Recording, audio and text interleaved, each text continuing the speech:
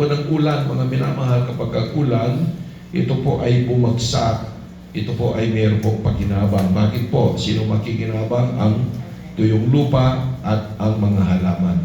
Ganun din po kapatid ang mga salita ng Diyos.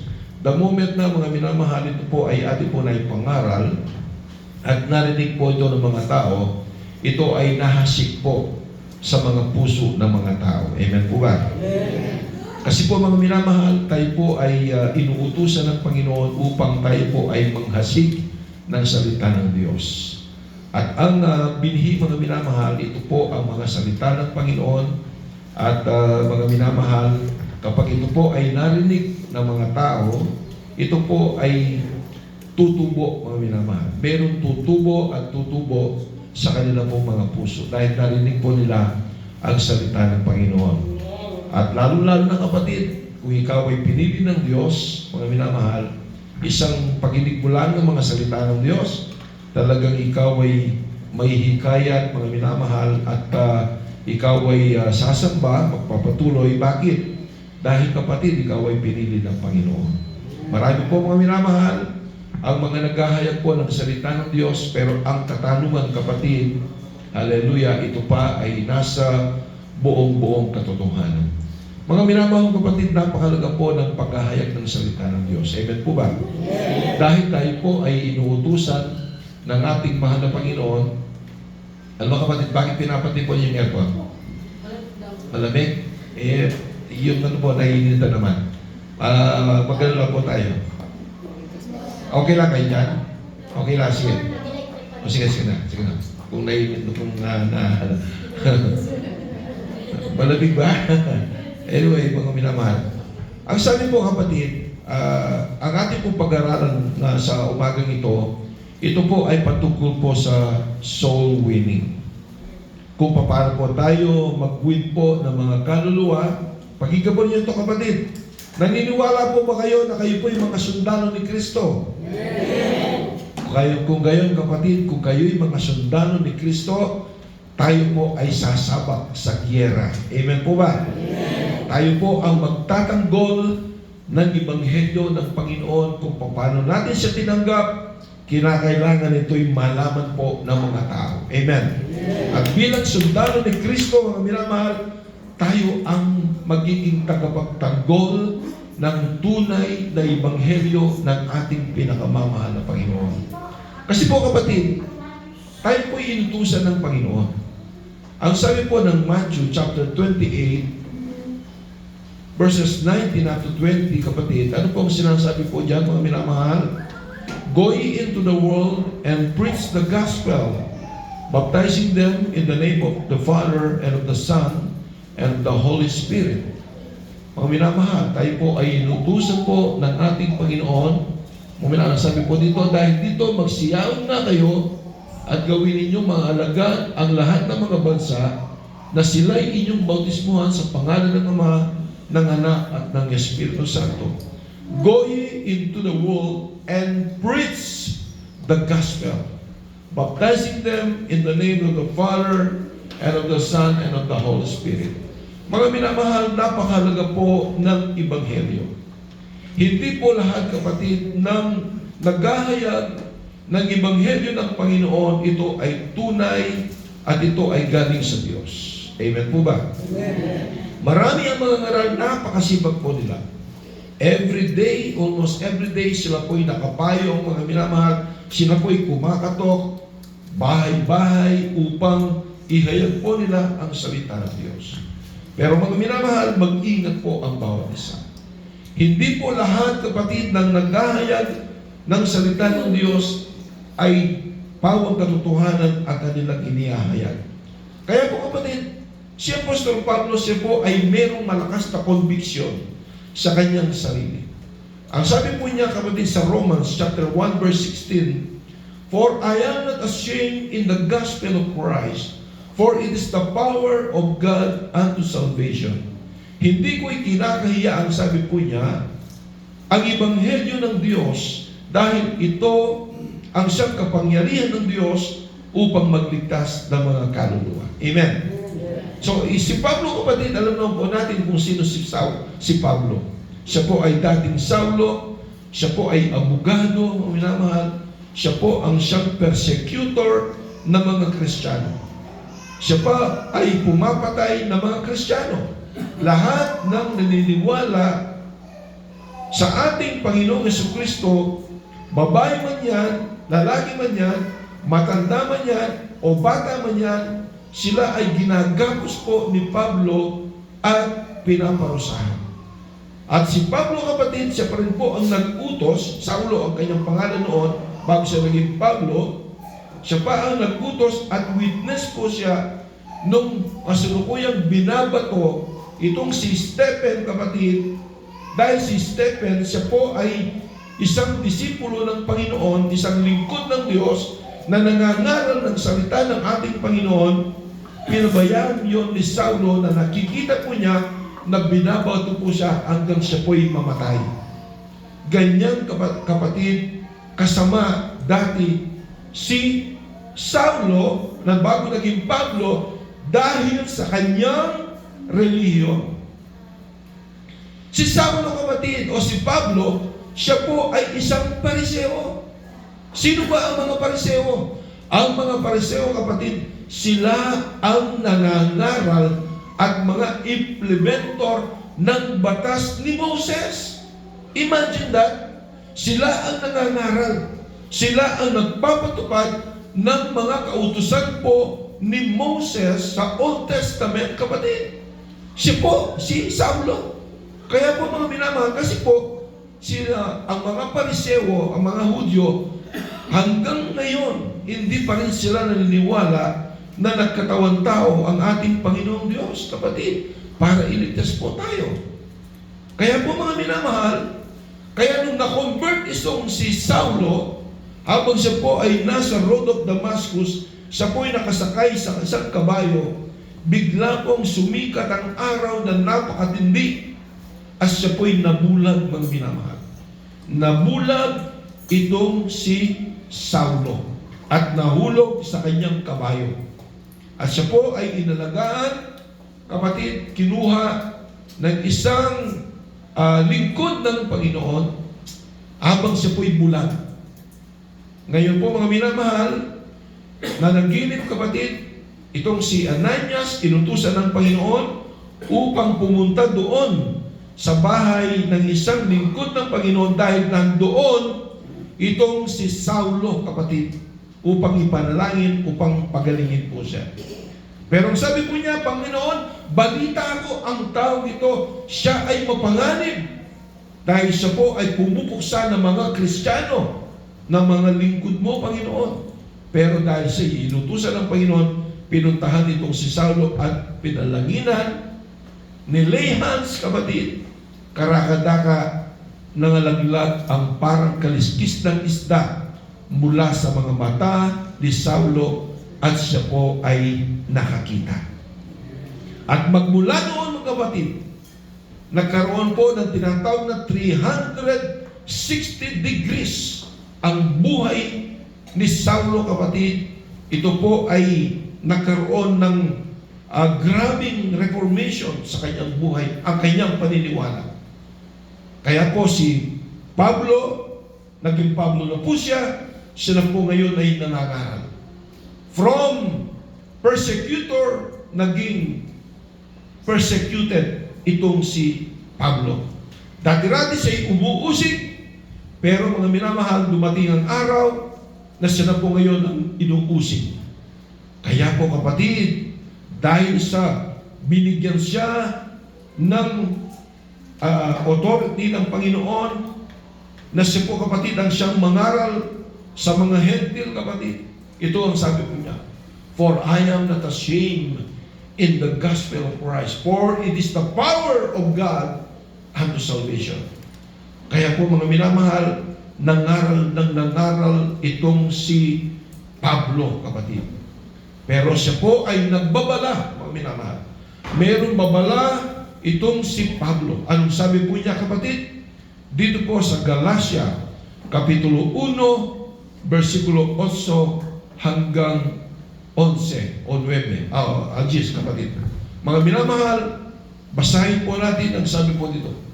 Datapwat kahimat kami o isang anghel na mula sa langit ang mangaral sa inyo ng anumang ebanghelyo na iba sa aming ipinapangaral sa inyo ay matakwil. Matakwil. Kahit na isang anghel pa raw po, kapatid, ang bababa mula sa langit at mangaral ng ibang ebanghelyo na hindi kagaya ng ebanghelyo na kanyang ipinapangaral, ang sabi po niya ay maitakwil. Ibig sabihin, kapatid, nasa full conviction. Itong si Pablo, na siya po ay nasa katotohanan at ang kanyang ipinapangaral ay galing sa Diyos, kapatid. Dahil kung ipagpapatuloy ang basa, ano po sabi? Ayon sa amin sinabi ng una, ay muling gayon ang aking sinasabi ngayon. Kung ang sino man ay mangaral sa inyo ng anumang ebanghelyo na iba kaysa inyong tinanggap na. Ano po ba ang tinanggap na po natin, kapatid? Mamaya pag-uusapan po natin. Tinanggap na ay maitakwil, kapatid. Sapagkat ako bagay nang hihikayat ngayon sa mga tao o sa Diyos, o ako bagay nagsisikat na magbigay lugod sa mga tao. Kung ako'y nagbibigay lugod sa mga tao, ay hindi ako magiging alipin ni Kristo. 11, kapatid. Sapagkat aking ipinatatalastas sa inyo, mga kapatid, tungkol sa ebanghelyo na aking ipinangaral, na ito'y hindi ayon sa tao. 12, kapatid. Sapagkat hindi ko tinanggap ito sa tao, ni itinuro man sa akin. Walang nagturo sa kanya, kapatid. Walang nagturo kay Pablo nito. Sino ang nagturo? At kanino galing ang ebanghelyo na itinuturo ni Pablo? Sa ating Panginoong Jesucristo. Amen? Kasi ako dito, kundi aking tinanggap sa pamamagitan ng pahayag ni Jesucristo. Palakpakan po natin ang Panginoon. So, maliwanag po mga minamahal kapatid, na ang ipinapangaral po ni Pablo, ito po ay hindi galing sa tao. Ito'y walang nagturo sa kanya. Bagkus ang ebanghelyo na kanyang ipinapangaral, ito po ay ipinahayag ng ating Panginoong Jesucristo. Amen? Amen. Ang tanong, kapatid, ano po ba ang tinanggap na ebanghelyo at tinuturo ni Pablo? At kayo din, kapatid, ang amin pong tatanungin sa inyo, ano na po ba ngayon ang inyong tinanggap na ebanghelyo? Kapatid, ito ang tunay na ebanghelyo. Mga minamahal, basahin po natin Efeso 2:8 hanggang 10, kapatid. Mga minamahal, palagi po ninyong narinig sa mga datihan. Pero ito po ay kinakailangan po nating ipahayag dahil marami po tayong bisita. At ito ay ating pagbubulay-bulayan, kapatid. Ano po ba ang ebanghelyo na ipinapangaral ni Pablo? Remember that, kapatid. I would like to give an emphasis, kapatid. Yung ipinapangaral ni Pablo. Amen. Anong ipinapangaral po niya? Ito po. Sapagkat sa biyaya kayo'y nangaligtas sa pamamagitan ng pananampalataya. At ito'y hindi sa inyong sarili, ito'y kaloob ng Diyos. Sadali po. For by grace we have been saved. Past tense. Nangaligtas. Tayo nga po'y nangaligtas na dahil sa biyaya ng Diyos. Amen? Amen. At sa pamamagitan ng inyong pananampalataya. Tuloy ang basa, mga minamahal. And, sa 8 pa, kapatid. At ito'y hindi sa inyong sarili, ito'y kaloob ng Diyos. It is a gift from God. So, ibig sabihin, ang kaligtasan daw po, ito po ay regalo ng Diyos sa bawat isa sa atin. Palakpakan po natin ang Panginoon. Kapag sinabing regalo, kapatid, ito'y hindi mo ipinagtrabaho. Amen po ba? Kapag regalo, ito ay ibinigay na kusa sa iyo. Hindi ka man karapat-dapat, pero ibinigay na kusa sa iyo, kapatid. Kumbaga, sa bangko, meron kang bank account. Ang laman ng bangko mo ay 50 pesos na lang. Pero dahil merong isang tao na alam ang account number mo, nabigla ka ngayon, noong nagpunta ka ng bangko, pina-check mo, merong laman ang bank account mo ng 5,000. Kapatid, ang tanong ngayon, yung bang 5,000 na yun na hindi mo alam na inilagay pala sa bank account mo, kapatid, anong tawag doon? Gift o pinagtrabaho mo yun? Gift. Regalo yan, kapatid. Kasi hindi mo naman pinagtrabaho, hindi ka naman nagtrabaho ng 10 araw, ng 20 days, pagkatapos mong kinita, ay inilagay mo sa bangko. Hindi mo ginawa yun. Hindi mo ba? Yun po, kapatid, ang kaligtasan. Ito po ay regalo sa atin ng ating Panginoong Hesukristo. Amen. At tuloy ang basa, kapatid. Hindi sa pamamagitan ng mga gawa. Upang ano? Upang ang sinuman ay huwag magpapuri. Hindi raw po sa magitan ng ating mga gawa upang ating ipagyabang sa mga tao, mga minamahal, na ikaw ay nagkaroon ng kaligtasan dahil sa iyong mga gawa. Hindi raw po yun, kapatid. Bagkus, mga minamahal, ito po, kapatid, hallelujah, ang sabi ko, not of words, lest any man should boast. Na ipagyabang mo, kapatid. Ibig sabihin, hindi mo kayang ipagyabang na ikaw ay naligtas. Halimbawa, kapatid, Sister Casey, sa po kayo pupunta kay Sister Casey? Pupunta po ako ng church, magsasamba po ako. Para ano po, bakit po kayo sumasamba? Para maligtas ako. Para maligtas ako. Ikaw naman, Sister Mags, bakit ka pupunta ng church? Kasi kailangan sumamba ako para ang aking sigurado yung aking kaligtasan. Kapatid, kung kaya mo palang niligtas ang sarili mo because of your good works na sinasabi mo para ipagyabang mo, kapatid, bakit nagkatawan pa ang ating Panginoon para iligtas ka? Di ba? Di ba, nakukuha, kapatid?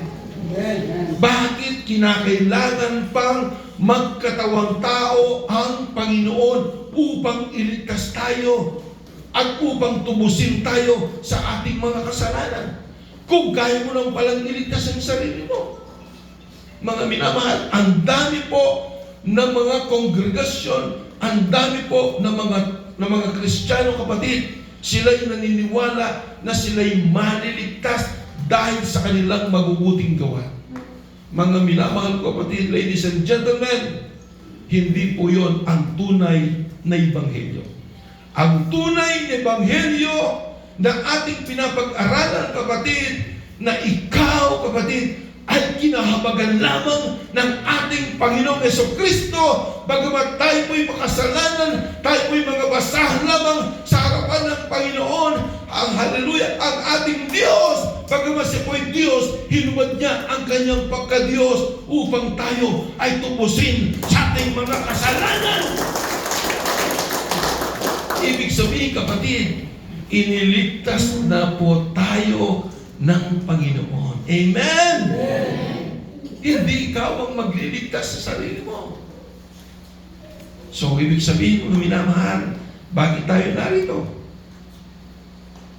Para magpasalamat at sumamba sa Diyos na tayo po'y iniligtas na po ng ating Panginoon.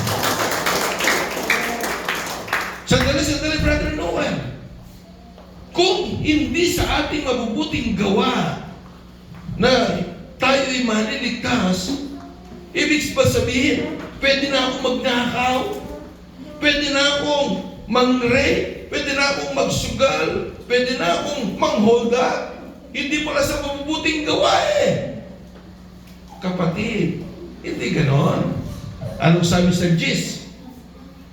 Sapagkat tayo'y kanyang gawa, na kanyang na nilalang kay Kristo Jesus para sa hindi mabubuting gawa. Meron kang mabubuting gawa dahil ginawa ka ng Diyos at mga minamahal, nakatalaga ka na para doon sa mabubuting mga gawa. Amen. Huwag mong puputulin ang salita ng Diyos. Amen po ba? Amen. Nakukuha ka ba din? Amen. Mga minamahal, ito ang Ebanghelyo ng Panginoon. Ito ang kinakailangang malaman po ng mga tao. Kung ikaw ay napapagod, mayroon na akong alam na kongregasyon, kapatid. Kaya pala sumasama sila ng 3 times a week. Para po mga minamahal, pag nandun sila sa church, biglang dumating ang Panginoon, sugrado raw sila na maliligtas. Ibig sabihin, hindi pa sila sure na sila iligtas. Kapag niligtas ka ng Panginoon, ililigtas at ililigtas ka ng ating Panginoon. Sabi nga ng ating brother yun, pinaliwanag, naging maliwanag sa isipan ko, kapatid.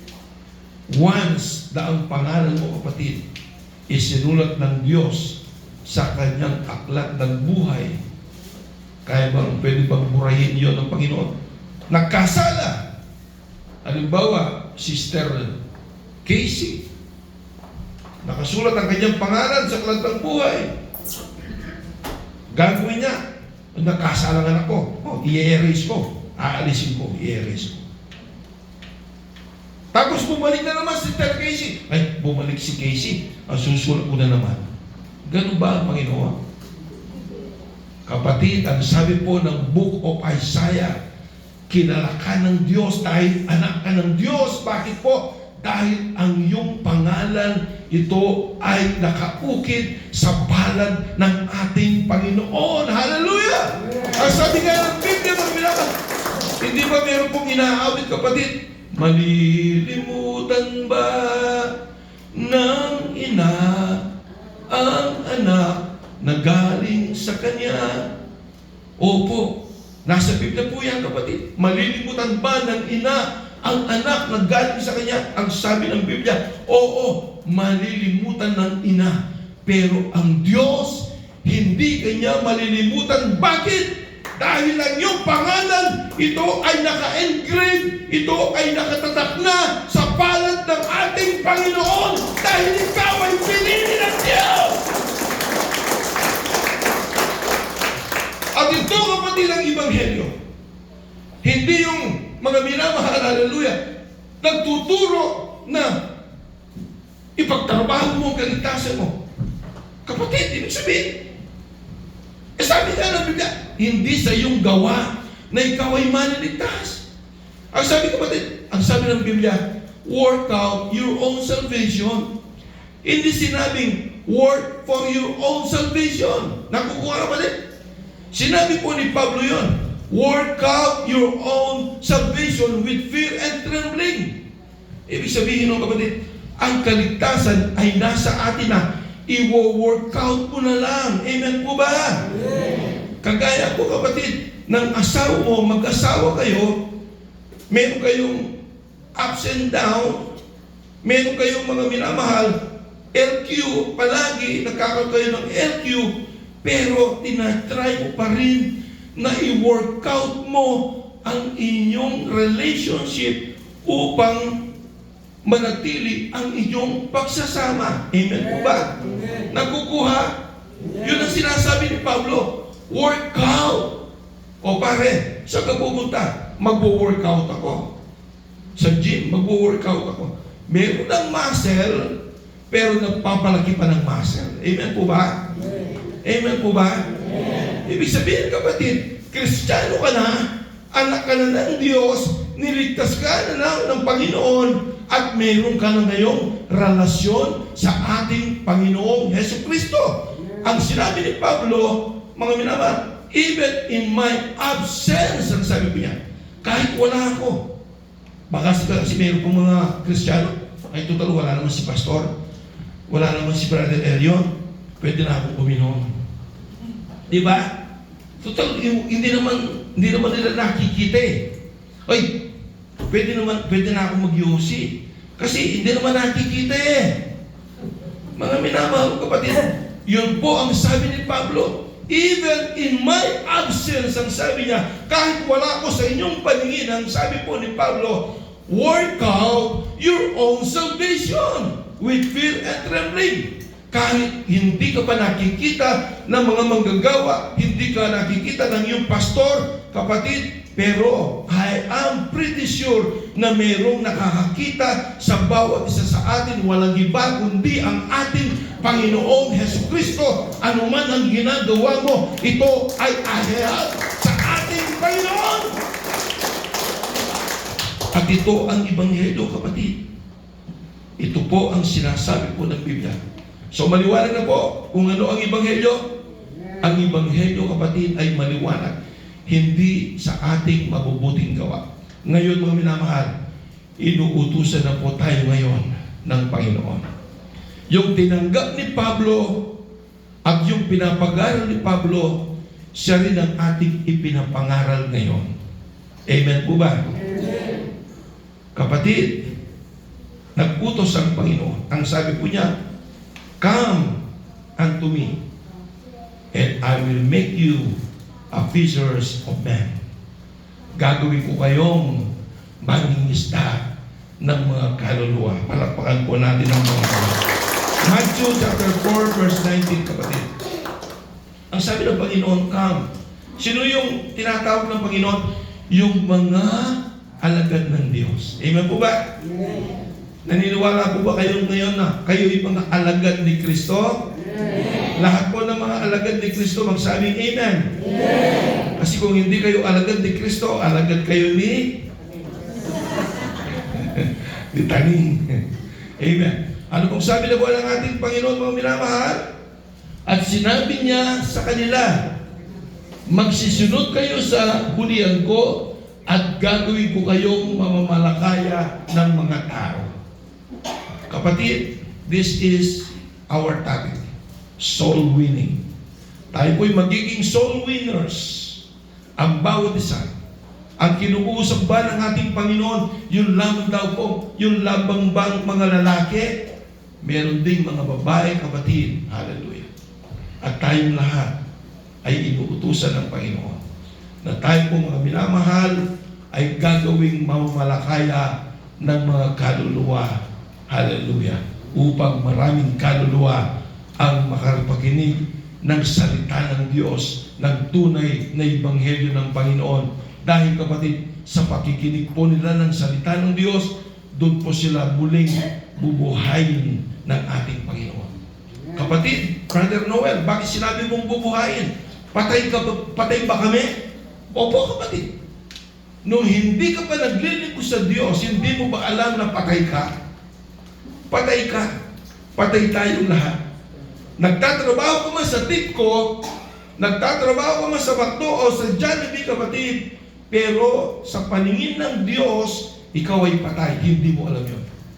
Totoo yung kapatid, yung kung sa pelikula, yung Walking Dead, kapatid. Naglalakad ka pero ikaw ay patay. Hindi mo ba alam yun? Anong sabi, kapatid? Itatagdag lang po natin ito. Ephesians chapter 2 verse 1 up to 4. Ito po ang pangaral ni Pablo, kapatid. Ano pong sabi po niya? At kayo'y binuhay niya. Ibig sabihin, tayo patay. Amen po ba? Amen. Tayo patay. Bakit tayo patay? Dahil sa ating mga kasalanan. Hindi ba?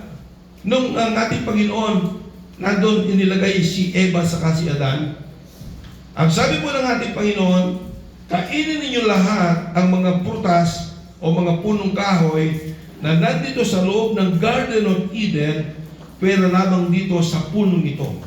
And this tree is the tree of knowledge of good and evil. Ang sabi ng Panginoon Diyos, kapag kinain ninyo ito, kayo ay walang pagsalang mamamatay. Amen po ba? Amen. Ang nangyari, kinain po nila. Di ba? Nagtinukso ng ahas si Eva. Sabihin natin masanas, kasi sinasabi po natin masanas eh. Sabihin natin masanas. Binigyan ni Eva si Adan, kinain po nila yung prutas. Hindi ko natin alam kung ano, basta the tree of good and evil ang puno yun, kapatid. Ang tanong, namatay po ba sila? Sagot po kayo. Namatay po ba sila nung kumain po sila ng sabihin natin masanas? Namatay po ba sila? Hindi sila namatay sa physical. Pero ang kanilang ugnayan at ang kanilang spiritual, kapatid, ito ay namatay. Kaya po mga minamahal, inilabas sila ng Panginoon mula sa Garden of Eden kasi hindi na po sila karapat-dapat po doon. At ang sabi ng Panginoon, kayo'y mabuhay, pero kayo ay kinakailangan magbungkal, magtrabaho kayo, kapatid. Amen. Namatay po sila. Ganun din po, kapatid.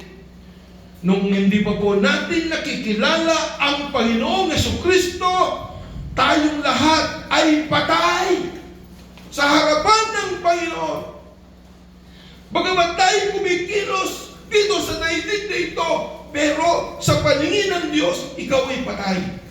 Pero mga minamahal, nung ikaw ay tinawag ng Panginoon, nakapaginig ka ng salita ng Diyos, dahil sa mga pangangaral, mga minamahal, ikaw ngayon ay binuhay muli ng Diyos. Hallelujah! Palakpakan po natin ang Panginoon.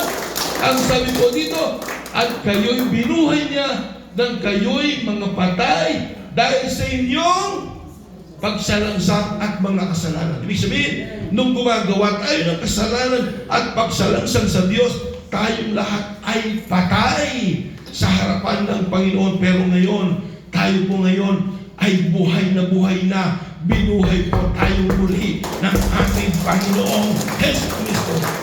Pero kapatid, hindi po nangangahulugan na kahit sumasamba ka rito, kapatid, kahit sumasamba ka pa ng 2 beses, kung hanggang ngayon, kapatid, ay hindi mo pa totally isinurrender ang buhay mo sa Panginoon, gumagawa ka pa rin, kapatid, hallelujah, ng mga dati mong ginagawa. I'm sorry to tell you, kapatid, you are still dead in the sight of the living God. Amen.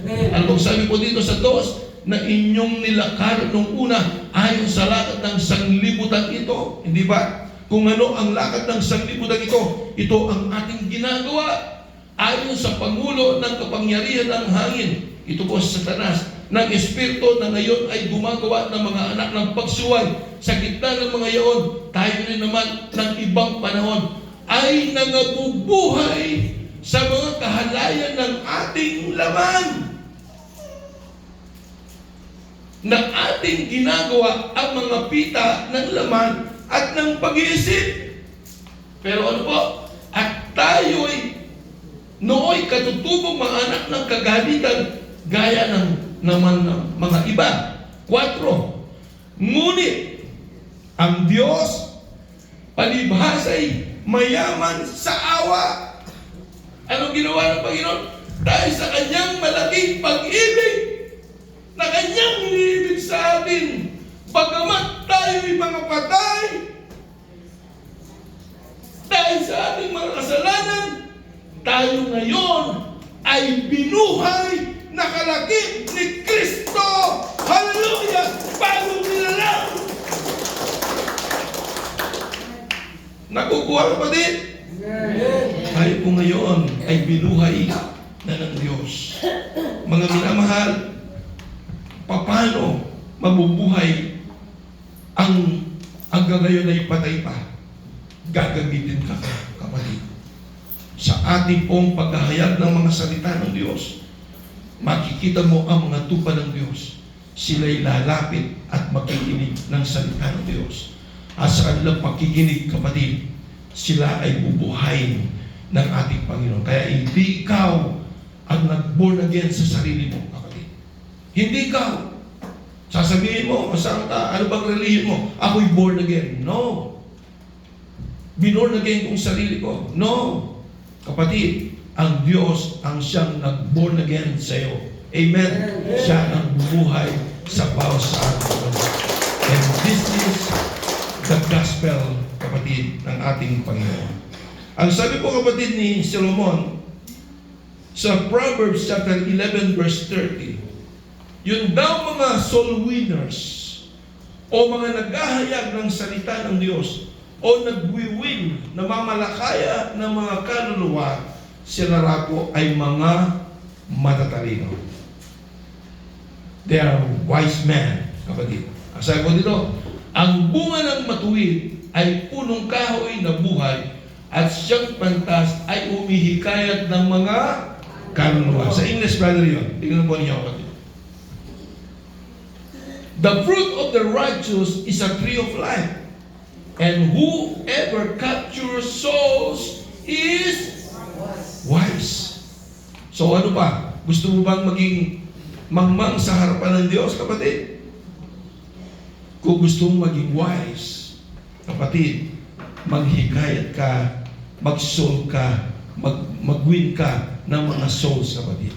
Humayo ka at ipatutuo mo, kapatid, na ikaw ay binago ng Diyos at sabihin mo sa kanila na iniibig sila ng ating Panginoong Yesu Cristo. Palakpakan po natin. Hindi lang po, kapatid, si Solomon na nagsabi po niyan.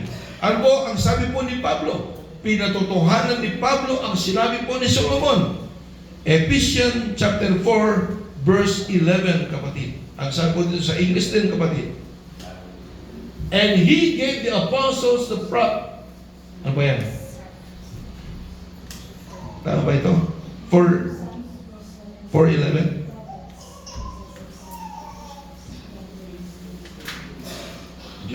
Nandito lang sa susunod ko. Anyway, mga minamahal, sinabi din po yun ni Pablo na lahat po ng mga nagwiwin po ng mga kaluluwa, sila po, kapatid, ay mga matatalino.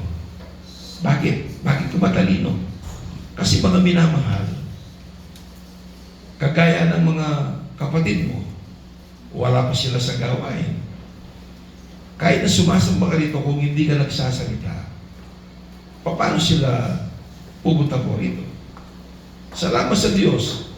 Dati-rati, sila Ate Del, sila lang mag-asawa. Una si June, yung pinsan natin. Tapos ngayon may kasama na yung pinsan kong bunso nila. Ibig sabihin, kapatid, yun ang maganda. Kinakailangan, invite mo sila at mga minamahal, sabihin mo sa kanila yung nasaksihan mo dito sa gawain ito na ang Diyos dito ay nagbabago ng buhay ng tao, na ang Diyos dito ay nagpapagaling ng mga karamdaman ko. Kasi mga naman, hindi naman po nila malalaman kung hindi mo sasabihin. Amen po ba? Amen. Everybody say, praise the Lord. Praise the Lord. At ang pagsusoul winning, kapatid, ito po ang siyang heartbeat ng Panginoon. Gustong-gusto yun ng Panginoon. Kasi basahin po natin Ezekiel chapter 3 verse 11, kapatid. Mga minamahal, napakalaga po na tayo po'y mag-win po ng souls. Ang tanong, kapatid, nag-invite ka na ba? Kasi, kapatid, ako sasabihin ko po, deep inside, meron po akong parang sadness sa puso ko. Pero meron akong joy kasi nakilala ko Panginoon. Pero bisan nalulungkot po ako, bisan kahit na nakikita po niyo ko na naka-smile, tumatawa, kapatid. Pero kapag nakikita ko, kapatid, yung mga dating umaattend na hindi na po umaattend, kapatid, hindi ko alam kung anong reason. Nalulungkot po ako. Siyempre, ang inspirasyon po namin kayo. Amen po ba? Amen. Parang may kabuluhan yung ginagawa po namin. Pero kung halimbawa, kapatid, palagas ng palagas, kapatid, parang sinasabi po natin na nagtatanong pa ako sa sarili ko, Lord, tinawag mo ba ako na magpastor? At sa totoo po nito, gusto ko lang i-relinquish ang aking pagpapastor. sa aking anak na si Elio at magiging evangelist na lang ako. Sa labas na lang ako. Iba na yung magpapastor sa inyo. Iniisip ko po yun, kapatid. Totoo po yun. Iniisip ko na ibigay ko na lang ang pangunguna ni Brother Elio sa church at sa labas na lang ako. Kasi kapatid, parang yun ang gift ko sa labas na humihikayat po kapatid, nangangaral ng salita ng Diyos, mga minamahal. Minsan yun ang inaano po. Kasi kapatid, hindi po lahat mga minamahal ay tinawag ng Diyos. Kagaya po nung nabuksan po natin kanina, yung Ephesians 4:11. Sige, balikan natin brother yun. Alam po niyo, mga minamahal, mahalaga po ito. Basahin po natin kapatid. Total nabuksan na po ito. At pinagkalooban niya ang mga iba na maging mga apostol. So kapatid, mayroong fivefold ministry sa church. Mayroong tinatawag na apostol, may mga propeta, may mga evangelista. Yung mga evangelista, yung mga nag-evangelize. Nasa labas po sila. At mga iba, pastor at mga guro. So, di ba po yan, kapatid? Pastor at saka teacher. Kaya po mo naman si Erion, kapag narinig po ninyong mangangaral, para sa teacher. Literally, teacher po siya, kapatid. Nurse po siya, nagturo po siya sa Babalacas City College. Pero ngayon, hindi na po siya nagtuturo. Pero nung unang pinatayo ko si Brother Elion, sabi ko si Elion parang teacher po siya. Kasi ipinapangaral niya ang salita ng Diyos, nagtuturo. Dati-dati kapatid, nagre-resist ang espiritu ko. Sabi ko kasi, by words ako kapatid, by words. Inaamin ko sa inyo. Way back in 1990, nangangaral na po ako. Nakaaral din na po ako ng Arayat, Santa Rita, sa May Subic, kapatid, Olongapo, Bacolod, Guagua, Porac. Nangangaral po ako, kapatid. Pero ang pinapangarap ko, good works. Kinakailangan ka ako maging mabuti kayong tao para maligtas kayo. Kaya nung pinapangarap yun ni Elion, kapatid, sabi ko, palaging, tanungin ni sa Elion kapag hindi ko narinig. Kahit sa text, talagang dibahan kami. Nagdidibatihan kami. Kumakain lang kami sa McDonald's, Jollibee. Pag-uwi namin, hindi kami nag-uusap. Kasi iba yung aral niya, iba yung aral ko Kasi good works ako Dalawa po yan, kapatid. Good works at saka by grace. Yung works, kapatid, wala na yun. Nasa New Testament na po tayo, kapatid. Nung Old Testament, kailangan you have to follow the law. Yung Mosaic law, kailangan sundin mo yun, kapatid. Pero ngayon, nasa ilalim na po tayo ng biyaya ng Diyos. Amen?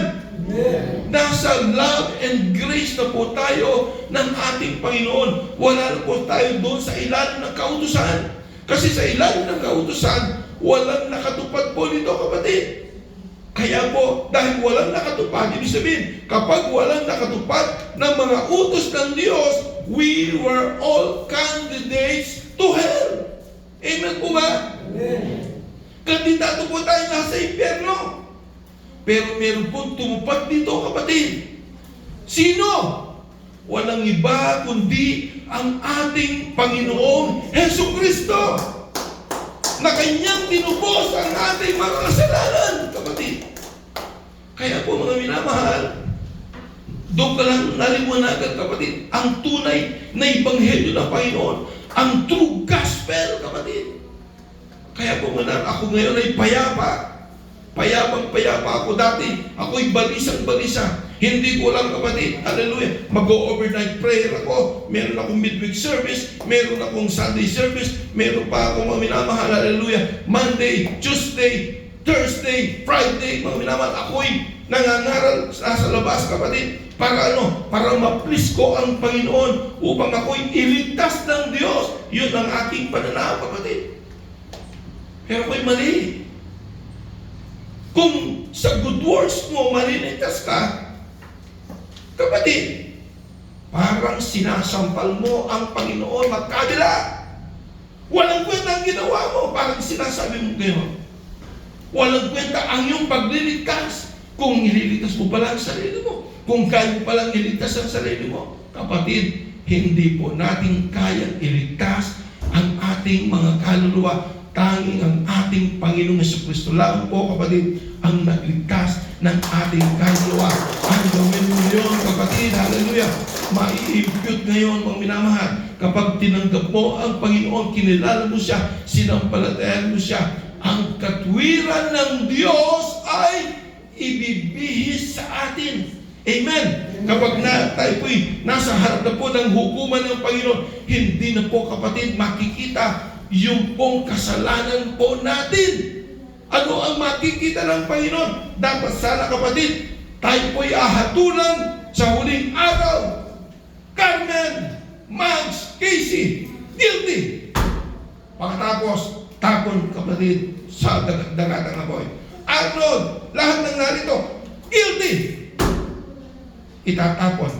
Pero mga minamahal, dahil, hallelujah, sa biyaya ng Diyos, ibinihis ng Diyos ang kanyang katwiran sa atin at ang sasabihin ng Panginoon sa ating pagharap doon po sa hukuman ng Panginoon na guilty.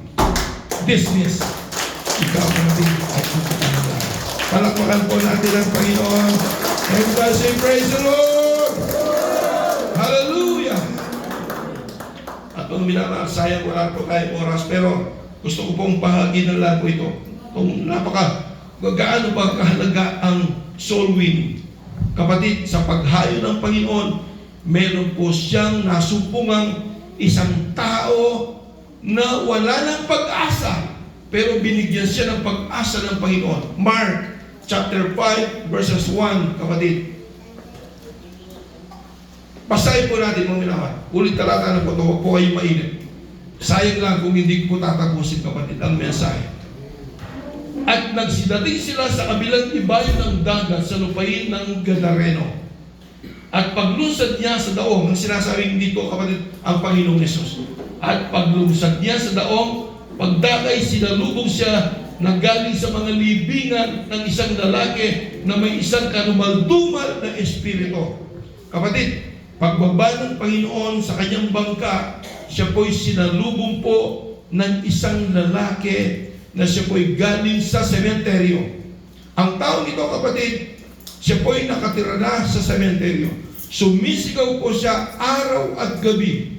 Sinusugatan ang kanyang sarili ng mga bato. Yung mga matalim na bato, sinusugatan ang kanyang sarili, kapatid, dahil sa kanyang sakit na nararamdaman. Bakit?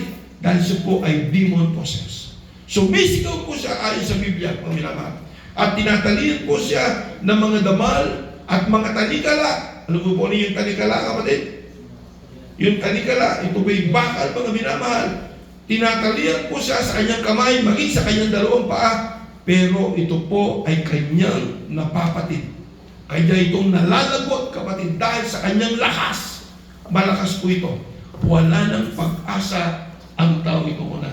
Na siya po'y tumatahan sa mga libingan o sementeryo at siya'y hindi siya magapos kahit ang tanikala, sapagkat madalas na siya'y ginapos ng mga damal at mga tanikala, at pinagpapatid-patid niya ang mga tanikala at pinagbabali-bali ang mga damal, at walang taong may lakas na makasupir sa kanya, at palaging sa gabi't araw ay nagsisigaw sa mga libingan at sa mga kabundukan at sinusugatan ang kanyang sarili ng mga bato. At pagkatanaw niya sa malayo kay Jesus, ay tumakbo siya at siya'y kanyang sinamba, mga minamahal. Mga minamahal kong kapatid, sa paghayo ng Panginoon, mga minamahal kapatid, na-meet niya itong taong ito na isang demon possessed. At ang nangyari, mga minamahal, tinanong siya ng Panginoon, ilan kayo dyan? Ang sabi po niya, pulutong! Ibig sabihin, kapag pulutong, kapatid, marami po sila. Mga minamahal, alam po ba niyo kung ilang masamang espiritu na nasa loob ng taong ito? Para sa akin, 2,000. Bakit po? Kasi nung pinalayas ng Panginoon ang mga masamang espiritu, kapatid, sila nagpunta sa mga baboy. At ang sabi ng Biblia, 2,000 na mga inahing baboy ang pinasukan ng mga masamang espiritu ito, at sila'y nanalunod at namamatay. Ibig sabihin, 2,000 na masamang espiritu sa loob ng taong ito at pinagaling siya ng ating Panginoong Hesukristo. At ito ang maganda, kapatid. Ano ang maganda? Tanong tayo sa 18 hanggang 19. Last verse po tayo. Ano kung tanda? At habang lumululan siya sa tao, kapag sinabing siya, ito ang ating Panginoong Hesus. Paalis na ang Panginoon, lumululan na po siya sa kanyang bangka, sumasakay na sa kanyang bangka. Anong sabi dito, kapatid? Yung pinagaling ng Panginoon na demon possessed, hinabol ang Panginoon. At siya po'y namanhik, ang sabi po niya, ay ipinamamanhik sa kanya ng inalihan ng mga demonyo na siya'y ipagsama niya. Panginoon, isama mo ako. Panginoon, kahit saan ka pupunta, isama mo ako, Panginoon. Hallelujah. Gusto kong sumama sa iyo. Maglilingkod ako sa iyo, Panginoon. Pero anong sagot ng Panginoon, kapatid? Mga minamahal, ang sagot ng Panginoon, at hindi niya itinulot sa kanya. Hindi siya pumayag. Hindi pumayag ang Panginoon. Hindi pumayag. Anong sabi ko? Kundi sa kanya'y sinabi, umuwi ka sa iyong mga kaibigan at sabihin mo sa kanila kung gaano kadakilang mga bagay ang ginawa sa iyo ng Panginoon at kung paano kinaawaan kanya. Amen? Imagine, kapatid, isang demon possessed, wala ng pag-asa, araw at gabi, sumisigaw, nasa libingan, kumukuha ng mga matutulis na mga bato, sinasaktan ng kanyang sarili, gusto na po niyang mamatay.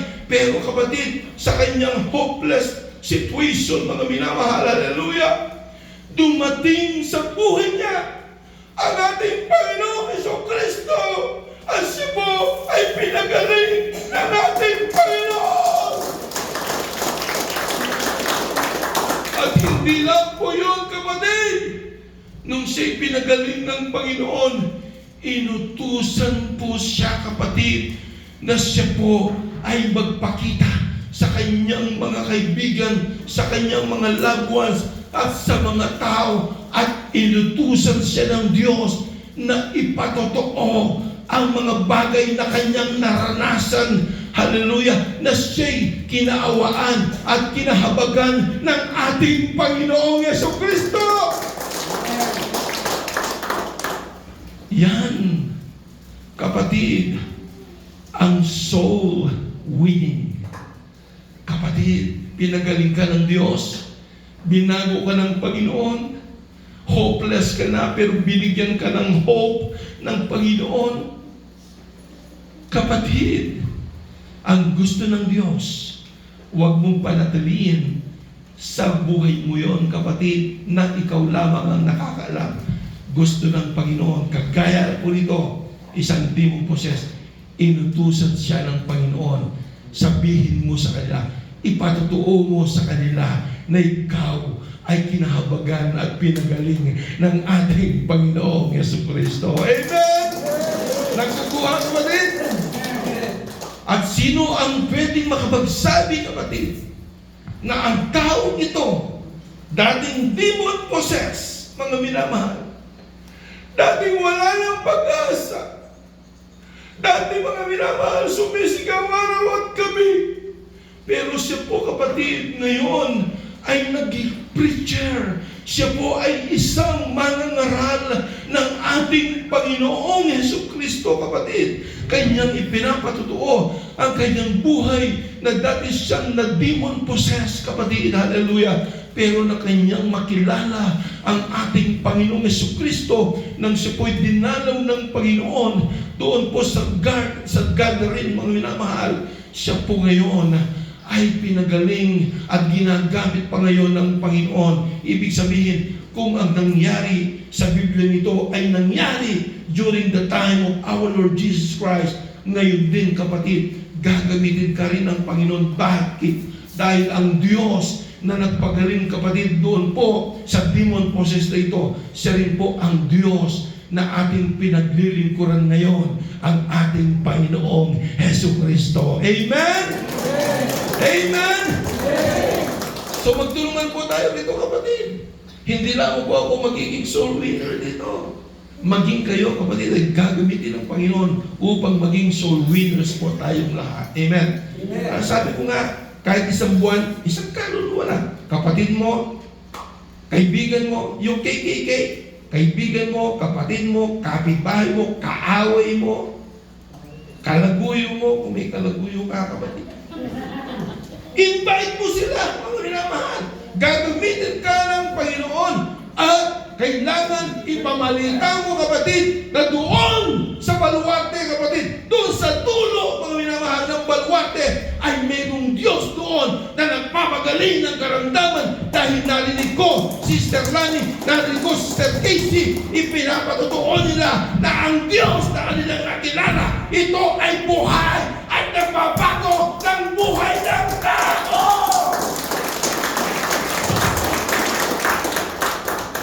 Ito ang importante, kapatid. Tayo magtulungan.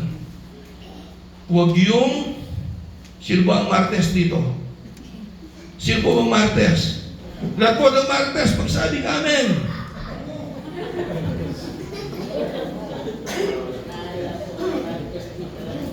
May pagka-Martes tayo eh. Kapatid, imbes na nagba-Martes ka na maka-apekto ng pananampalataya ng kapatid mo, iwasan mo yung kapatid. Mag-Martes ka ngayon para sa kabutihan ng Diyos. Amen po ba? Amen. Yun ang gawin po natin. Agay, hindi masasayang ang pagka-Martes mo. Amen. Praise the Lord. Sino mga tolits po dyan? Tolits. Tolits. Ano ang latest? Yun ang ibig sabihin. Tolits. Marites, ibig sabihin, Mare, anong latest? Marites. Kapatid, gagamitin po tayo ng Panginoon. Kailangan magkaroon tayo ng common goal. Hindi ko po kaya ito. Sabi ko nga, isang kaluluwa lang po, kapatid, ang madala mo sa gawain ng Panginoon, kapatid. Every Sunday, magpupuno po tayo nito. Ilan na po tayo ngayon? Less than 100. But the moment na nagdala ka, kahit isa lang, dalhin mo nito si Ogie. Kilala si Ogie, dalhin mo nito. O kaya si Patik. Kilala niyo si Patik? O kaya Yapong Inti. Kilala niyo pa Yapong Inti. Bagi may tenor. Ito pala. Isa kilala si Gere, si Binong Balaya. Populasyon. Okay. Mga minamahal kapatid, magtulungan po tayo. Magkaroon po tayo ng isang pag-iisip. Yung hindi pag-iisip ng makaka-apekto ng pananampalataya ng kapatid. Magkaroon tayo ng isang pag-iisip upang mapalago po natin ang gawain ng Panginoon at ma-spread po natin ang Ebanghelyo ng Panginoon. Amen? At mga kapatid ay tumayo.